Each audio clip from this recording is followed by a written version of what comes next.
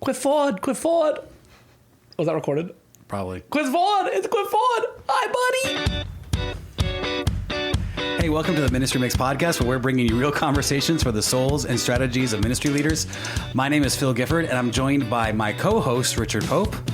Hello. And a special guest, Chris Ford. Hello. You didn't say it right. Hello. It's Quiz Ford. Chris Ford. Quiz Ford. Hello, Quiz Ford. Whether you are a seasoned pastor or ministry leader, or just stepping into leadership for the first time, we want to share stories, insights, and practical tips to help you lead strategically while caring for your soul. Each episode, we pick random topics, but they matter for your mission, your calling, and your personal growth. Chris, we're excited to have you as one of the newest and latest guests on the Ministry Mix podcast. The second guest. The second guest. Yeah. Not here to talk about apples. No, sorry, Charles. But here to talk today about becoming a pastor. Yeah. Honest thoughts about becoming a pastor. Yeah. And so, Richard, he's one of your trainees, so take us away. That's a weird word. I'm not sure I'm comfortable with that word usage. Hey, so at Canvas, just to kind of prep this, because Phil, I feel like there's an episode adjacent idea here. We're convicted that if our mission is to multiply disciples, we should have a pathway to help any disciple from our church get where God calls them. So if someone's called to pastoral ministry, our church should be able to help recognize that, see that, and train them in that. That doesn't negate the need for seminary, but I do think in a world that has a pastor shortage, in a world where more and more pastors are bivocational or co-vocational, churches need to have a way to train a guy for ministry that isn't sending him to school for 3 years, getting $100,000 in debt, and honestly not learning a lot about ministry. At least the practical side, yeah. Yeah, they just learn the Greek word for cereal. So Chris is in that program. He's currently an elder candidate. So the way it works at Canvas is we have a pastoral internship, and when you do that, and that length is determined based on your education, things like that. Chris has some Bible education. You become an elder candidate, and for 6 months, you're serving as a pastor, working like a pastor. But it's a period for the church who has affirmed the call in your life, the elders who affirm the call in your life, to just say, do we think this person is ready to be a pastor? So that's where Chris is. So Chris, how you feeling? Tired. You just got off work. Just got off of work, but we're here. Chris, could you share just a little bit about what you do in your day job? Yeah. You're not when I'm not at Canvas doing everything here. Yeah. So I currently work for the city of Salisbury. I am the events logistical manager. So basically any event that happens in our city comes across my desk, and I help plan and run and execute. We do things like concert series, which pull 200 to 300 people, up to our New Year's Eve celebration, which is a 2,000 to 3,000 person event, all the way up to a 3-day music festival, which pulls like 65 to 70,000 people over 3 days. So it's all just logistical nonsense, but it all makes sense in my head. Which we're going to talk about in a future episode. Yeah, we're actually recording 2 episodes with Chris. I'm not sure the order they're going to come out in, but Chris, so you do that. All right. So that's by day. You have a wife and a kid. Tell us about them. Yeah. So I have my beautiful wife, Kayla. We've been married for 5 years. So it'll be 6 years in November of 25. Round of applause. She is the only reason that I can do what I do somewhat great. Some would argue great or not great. And then I have a 17-month-old named Ezra, who is the absolute light of my life. Yeah. And I love that little guy. He's the reason one of the reasons I keep going and keep doing things. Yeah, he's going to be the next guest. He has a astounding philosophy on foot booping. Do you know what that is? Nope. Foot booping. Ready? This is foot booping. We're doing it live. Oh. Boop. Okay. Yeah. I do it and say boop, and he does it and says boop. I got It's like our game. It's a professional.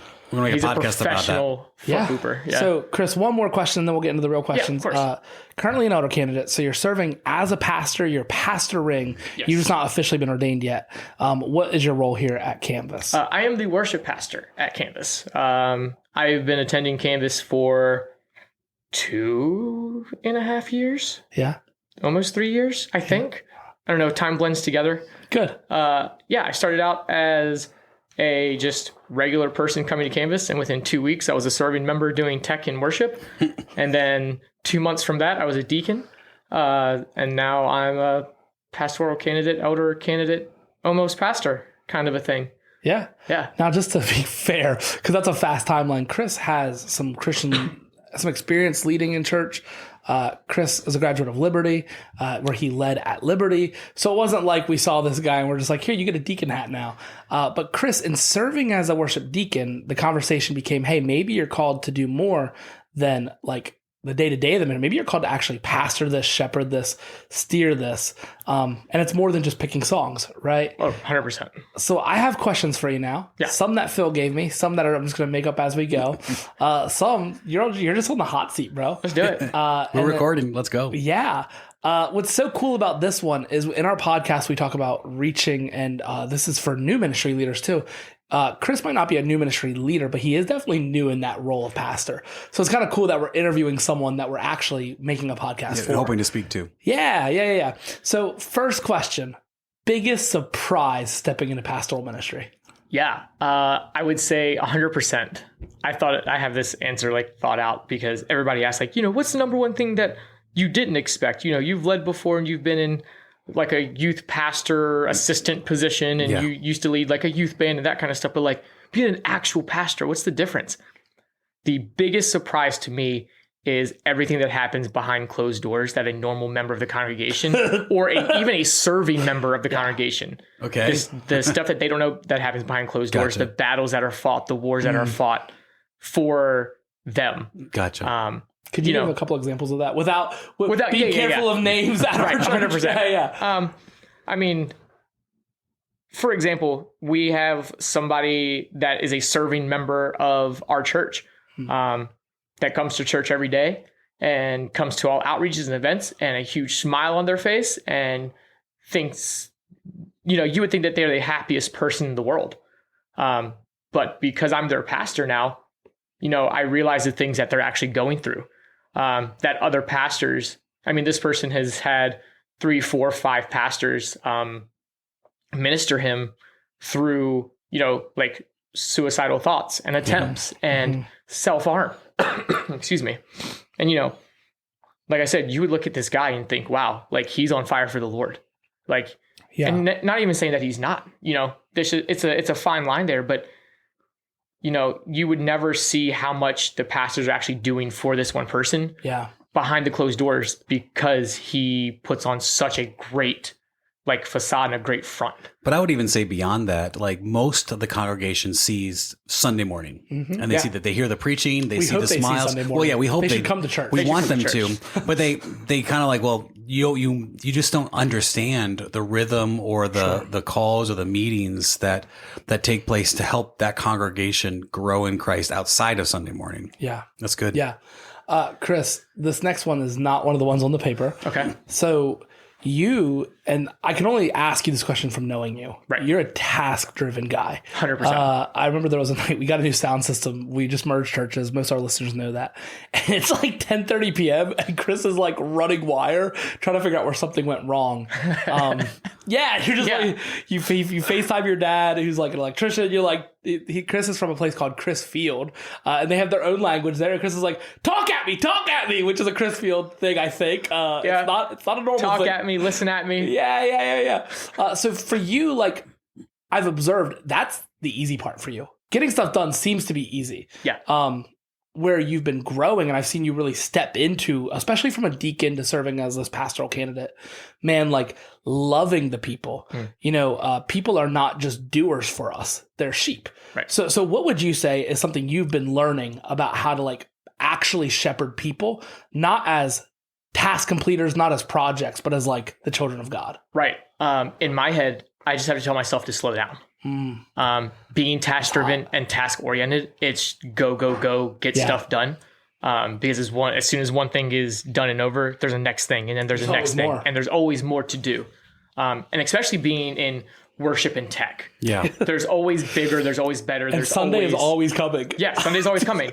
And like I will tell this to anybody. I believe the devil's number one weapon on a Sunday morning is tech, because it always goes wrong. And I don't know if we can say this, but it pisses everybody off, even the tech people. Even in a permanent church, like you still have even those? in a permanent church, like tech issues always happen, and it makes everybody mad. Even the people who are like good at tech, it makes them mad. So it's always bigger, better, more to do. So for me, the biggest thing is telling myself to slow down. And, realize that like, if I'm not taking care of my soul, I also can't shepherd people to take care of their soul. Wow. And that's a big thing that I'm working on. And I'm glad that you see that, it's something that I've been been growing in is really just soul care for the people that are under me, the people that serve with me. Even though I'm a pastor, I don't think anybody serves under me. I serve with people. People serve with me. Yeah. Because we're one team. We are one kingdom. Yeah. But if I'm so hyper focused and going 100 miles an hour, I will never be able to care for the soul of the people that are living life at 10 miles an hour. I've shared this story more than once on the podcast. And I know I've shared it with the guys in our church, our staff, our pastors often. Eugene Peterson, Burning in My Bones. There's an excerpt from Peterson where he talks about his dad, local butcher. His dad would go and deliver the fresh meat to all the restaurants in town. And his dad would spend the mornings delivering and the afternoons sitting at a restaurant bar, eating a piece of key lime pie, drinking coffee or whatever the pie of the season was, just talking. And Eugene's like, Dad, like, you're wasting time. Time is money. And Eugene, as he aged, right? And I feel like Eugene Peterson just he's one of those old guys who just like exude, like he just breathed out wisdom. But he talked about how that was valuable because what his dad was doing was building relationships, right? And then the point Eugene makes is that pastors should often look unbusy. They should read books that have nothing to do with their sermon. They should be available. They should be around. They should just move at a pace where they can love people because souls can't be hurried. I just thought about that when Chris was talking. Like, souls can't be hurried. Worship ministry, amongst all the ministries that I can You have think tons of of. experience Yeah, there. I just don't. I think that I can't think of a ministry in the church that is more prone toward task-driven tendencies. Because you're right, you're always fixing a cable that's not working, or you've got all these tech things to prep, and you could be a very successful worship pastor. And I use that word carefully. Just doing the tasks, but that's not really pastoring. Right. So I could see how that would be something that you got to learn and check yourself. So it's nice to have somebody who would tell you that, right? Yeah, 100%.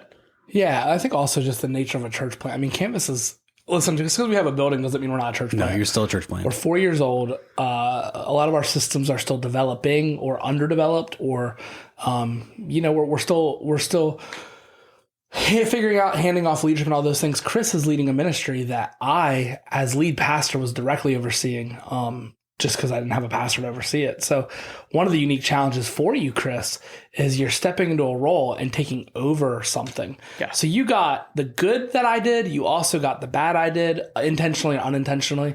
Some of it being things I couldn't do because I don't have the giftedness you do, but some of it being things I just didn't have time to do. So this is a kind of an interesting question. Coming into a ministry as a pastor, new ministry leader, how do you figure out what to do first? Because there's a million things to do. We also merged at the same time Chris became worship pastor, and we got a new sound system, and we inherited instruments like a flute, which we're happy to have in the band, but that's like a different dynamic we have to figure out. So how do you, try not to make it just about worship, but what would you say for a new ministry leader, someone in your shoes, how do you determine what to do first? Because there's always something to do. Yeah. Well, one being, and this is where, adopting it from you was like a blessing. Oh, praise God. You can rip me here, but you're being nice. No, I appreciate it. Because like for me, it's always communicating with who's in charge, who's the lead of what is priority. And for Richard, he could have said, hey, I want bigger sound. I want cooler lights. I want better video. I want this and this. But Richard's thing was, I want you to care for the team. Yeah. Right. And not saying that Richard, you did a bad job at that, but you were also wearing a lead pastor hat and a merging church hat, and you were Send Network and NAM and BCMD and all the other things that you do, all the other hats that you wear. And you told me that like in a meeting one time, like, hey, maybe I didn't care for them as much as I could or should have. Yeah. And I think like the perfect example of that was when we went to Skycroft. Yeah. That was kind of like my first real reign as worship pastor. Yeah. We had a crew of 7 or 8 of us. Just to give context, Skycroft is a youth camp. They're a camp, and our band I preached at, Chris led our band at a youth camp of like 300 kids. That's what he's talking about. Yeah. So Skycroft, really, really, really awesome weekend. But I remember, I think it was the very first night there. We did our sound check. We came in, everything was good to go. It was like 45 minutes before 350 kids flood into an auditorium, and we lead them before the Lord in worship. Undershowered, over sugared. Yep, over sweat. A little bit of just everything you can think of. Yeah. And for a lot of the people that played in our band, this was their first time playing outside of a Sunday morning or outside of the canvas walls. Yeah. And I remember we were all sitting huddled in the floor and we were just praying about the weekend. Yeah. And I prayed something along the lines of, Lord, I want our team to feel the weight of every soul that walks into this camp. Yeah. And I meant that in all honesty, in all seriousness. And I remember at that point, maybe an hour after the set, I had 3 of our members come up and be like, man, like, I just feel so heavy. Like, I feel sick to my stomach. I don't know what's happening. Like, was it the food? Was it dinner? It might have been the food. It might have been the food. But at the same time, I felt the same thing. Yeah. And afterwards, like, people of the team that went, that, you know, not saying that anybody on our team isn't like super spiritual, but you can tell that people spend time with the Lord. People are in different places. Yeah. People are all in different places of their walk with the Lord. And the people I would say that maybe are newer believers or maybe don't spend as time in their walk, where were coming to me and be like, I can't believe how close I feel to Jesus now. Yeah. You know, like the weekend and the leadership and this and what you did and how you prayed and all this stuff. And like that for me was the turning and tipping point. Yeah. Of like, hey, maybe I'm actually like in the right role. And this is what I'm supposed to be doing. So that was a confirmation to you of like, these people need pastoring and I can do this. Yeah. I want to loop back to something you guys said. Like when you asked the question, what do you do first? I think it's so strategic that you gave him a document, like you gave him direction and you gave him you didn't have to guess at that, right? Because it sounds like he passed on at least generally some of the vision and direction. So you weren't just aiming nowhere. Yeah. No, I mean, and Richard does that really well with every pastor on the team. Like Richard lays out a vision, lays out a plan, lays out the groundwork and says, I want you guys to build around this. He gives us the freedom to do so. But at the same time, every one of the pastors is also willing to change if Richard's like, hey, we're going to call an audible. We're doing this instead. We're all ready to go and we can adapt to whatever Richard's vision changes to.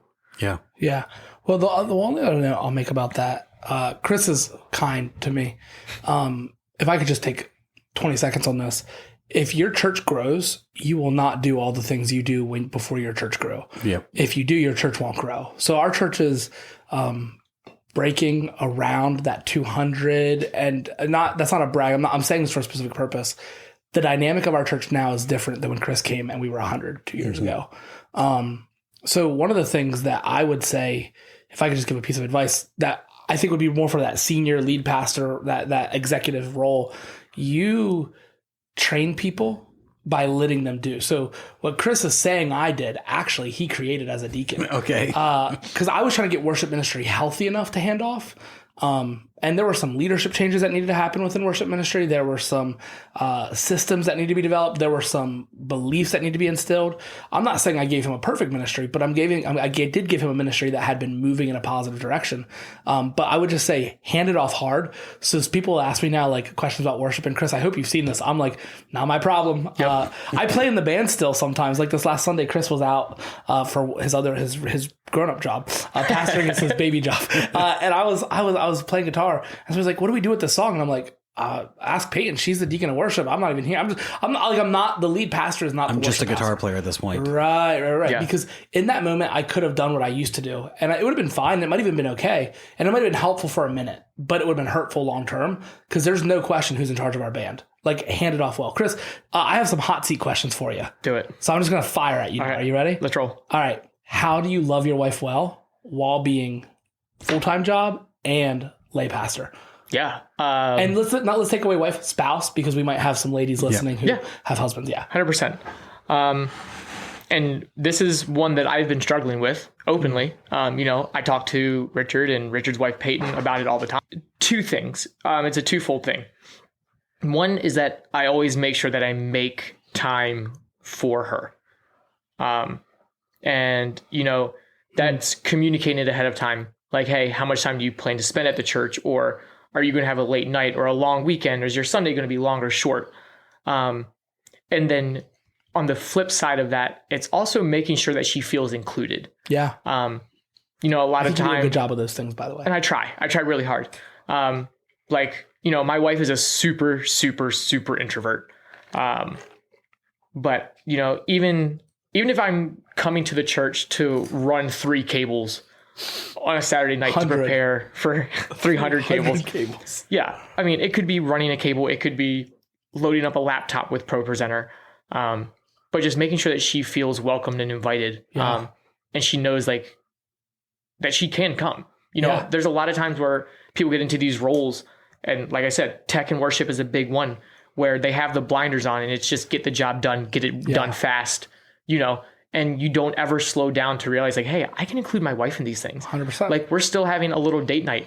We will go out and we'll grab Chick-fil-A and we'll come to the church and we'll throw PBS Kids up on the TVs in the sanctuary for baby Ezra. There you go. And we eat Chick-fil-A in the front pew and watch PBS Kids while Dad's on the stage running cables. Yeah. We almost watched Avatar during our break. I almost put Avatar on there while we were taking a break. Blue people Avatar or Airbender? Nobody likes blue people Okay, Avatar. cool. I just got to... Airbender. Yeah. Okay, cool. I just got to make sure. Sorry. And so, I think you make a good point. And I think when we think about you being pastorally trained, it's a family calling. 100%. And so it's not just this is what I do, honey, and we'll talk later. There is a sense that you need to involve your whole family in this process. Yeah. The conversations, the care, she feels the weight of this in a different 100%. Way, but similar to what you're doing. Yeah. Chris, ready for the next hot seat question? Do it. You recently preached. Now, you had preached some before. Yep. In a youth group setting, not a full Sunday congregation. And I would argue, without naming anything, I would argue without a lot of theological parameter and direction. Correct. A little bit more open, a little bit more just say whatever Jesus puts on your heart. Yeah. Knew the word, preached the Bible, but not theologically preached. I would just argue, and I think you would agree with this, it was a less healthy environment to nurture a young preacher. Yeah. 100%. Without naming churches, anything like that. So let me ask you this. What did you do? What was the biggest mistake you made with your first sermon? My first sermon. The one you preached here. I mean. Yeah. First real grown-up person Sunday morning sermon. Yeah. He did not commit heresy. No, I didn't do that, which was round of applause. That was good. That's step one. We make all of our guys, before they preach in front of the church, preach in front of a couple of our pastors and leaders, just to be don't screw up. Yeah, so what would you say was the biggest mistake? That someone else could avoid. Yeah, that someone else could avoid. My biggest mistake, and the thing that I regret the most about it, is I didn't spend enough time prepping and going over what I had written. What I had written was good. It was solid. It was theological. There were some good points. But I felt like I was stuck to my notes. It's a normal first sermon thing, by the way. Yeah, and I mean, I forgot what was happening. Oh, I remember what was happening.